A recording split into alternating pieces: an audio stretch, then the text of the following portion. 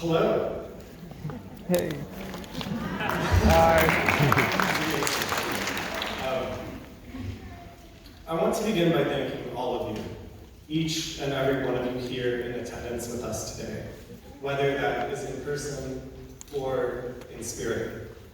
It is humbling to stand here and look out, see a hall packed with people supporting and celebrating this amazing, amazing class and the accomplishments and perseverance of all of us here.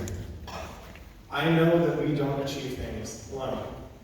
To all the loved ones in our audience, please know that your support has meant the world to these graduates, and always will.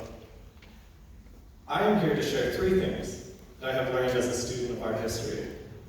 3 ideas which, taken together, may begin to capture the beauty I see in this field. We'll talk through each of them together, and I invite you to reflect upon each as we do. 3 ideas: appreciation, struggle, and empathy. What does it mean to appreciate a moment? Perhaps we can answer this question by working through another. What does it mean to appreciate a work of art? Do me a favor and hold in your mind an artwork whose impression upon you has, since coming into your life, never left you. Please, I invite you. It could be anything. Perhaps you're thinking about a painting, seeing the brilliance of its colors, and the way the artist captured light and shadow upon its canvas in a way so exacting that you felt that you could, just for a moment, step inside its canvas and be there yourself. Or maybe you love the painting because of who you first saw it with. And to return to that canvas is to return to some beautiful memory of time well spent in the company of someone dear to you. Maybe you didn't think about a painting at all. Perhaps it was your favorite song that came to mind. Some piece of music that reminds you of being a kid while you shared headphones in the back of a car with your sister on a long road trip. Maybe it's your favorite song because you always listen to it before you have to do something you need to be brave for. Or, for some reason, just because you can't help but dance whenever it comes on. I could go on and on. The point is, there are so many reasons to love something, to appreciate something. Let me take us back to the opening question. What does it mean to appreciate a work of art? And by extension, appreciate any part of life. I propose that it means to care about the details, the tiny little stories in every bit of our lives, which, once put together in chorus, sing of something made full, something which changes our heart. So, lesson 1 from art history. There's an endless number of reasons to appreciate something. And half the fun is just going and looking for them. But life is harder than that. It wouldn't be right for me to come up here and act like these last few years haven't been some of the most challenging you've ever known. I mean, look around. This is the first in-person graduation for this school in 3 years. COVID came and swept through our lives like wildfire.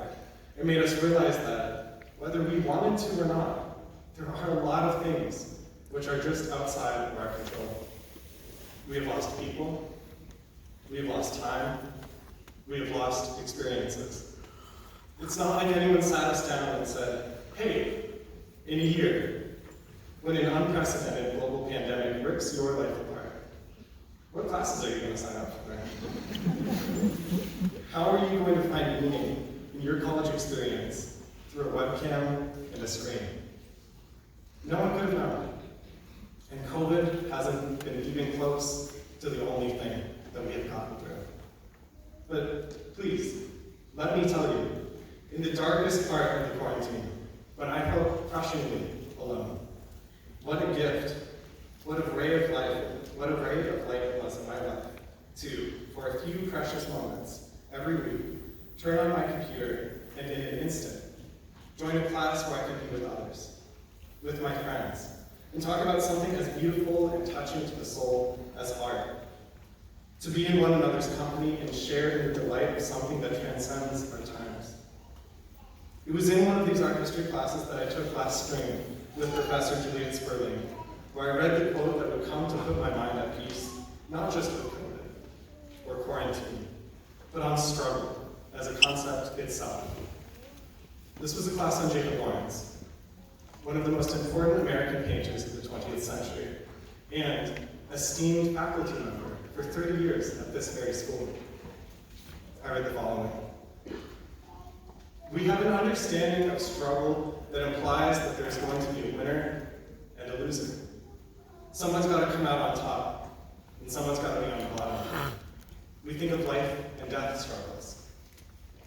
Struggle is something to endure, survive, live through. It has an end, and maybe we will be better because of it. But Lawrence posits a different understanding of struggle, one that is more productive. What if struggle is not something to overcome or survive? What if the state of things is struggle? What if struggle is how we are to be in the world? Struggle as a place, a location, a setting. Struggle as a happening, a condition. Struggle as a state of being, unending, unresolvable, continuing, constant. We, together, have found that through our struggle, we are able to find solace, even in the middle of darkness. That through constantly struggling and enduring even the most difficult of challenges life will throw at us, we can find a light to a brighter future. We have all worked so hard to come to this moment. It's not just that we've overcome or survived these past few years.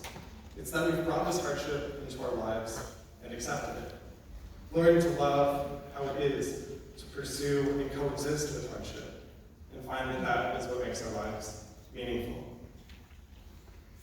At this point, we've talked about how to find beauty, and we've talked through how to frame struggle. Now, if there's anything left for us to do, it is to consider what brings us together. Empathy. What could be more empathetic than embracing a work of art? A work of art is the embodiment of someone else's expression, their life, and their perspectives. What could be more empathetic than wanting to connect this expression of another's deepest truths to our own life and bring them into our own story? Art history has taught me to keep my heart open. We never know when something will come into our lives and change it forever. The more we share our ideas and discuss what it is that makes us love the things around us, the more we can connect and deepen the palette with which all of us use to color our lives. Keep your mind open and be confident to share your little stories and learn from one another. Who knows when someone will point out a little detail you've been missing this whole time, and who knows when you could do the same for another. Art history tells us that it is okay to struggle, that it is worth taking the time to try and communicate something about the world that has struck you, and then showing that same kindness and understanding to others. 3 lessons. Art history matters. I want to leave you all with a quote that's been on my mind as I've tried to work through what graduation means to me. What this point in time means that stands between, on one side, years of effort and excitement and growth, and on the other, the great beyond. This moment, right now, is the closest all of us will ever be again to this part of our lives. But I think that's okay. In fact, I think that's the whole point. Here's the quote.